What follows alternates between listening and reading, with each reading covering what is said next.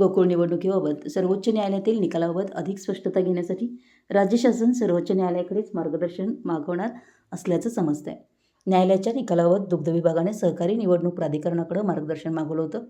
गोकुळ दूध संघाच्या संचालकांसह पुंगाव तालुका राधानगरी येथील स्वामी समर्थ दूध संस्थेनं राज्य शासनाच्या सुधारित कायद्यानुसार गोकुळवर प्रशासक नियुक्तीच्या कारवाईविरोधात सर्वोच्च न्यायालयात याचिका दाखल केली होती. यावर न्यायालयानं बुधवारी निकाल दिला. निकालाबाबत वादी व प्रतिवादी यांनी वेगवेगळे दावे केलेत. निवडणूक 90 दिवसात पूर्ण करण्याचे आदेश दिल्यानं प्रक्रिया सुरू करा असं वादीच्या वतीनं विभागीय उपनिबंधक दुग्ध पुणे यांच्याकडे मागणी केली आहे. न्यायालयाच्या निकालाबाबत मार्गदर्शन द्यावं अशी मागणी उपनिबंधक पुणे यांनी राज्य सहकारी निवडणूक प्राधिकरणाकडे केली आहे. प्राधिकरणानं राज्य शासनाकडे मार्गदर्शन मागवल्यानं गुंता वाढला आहे. शासन आता सर्वोच्च न्यायालयातूनच याबाबतची स्पष्टता आणण्याची शक्यता आहे.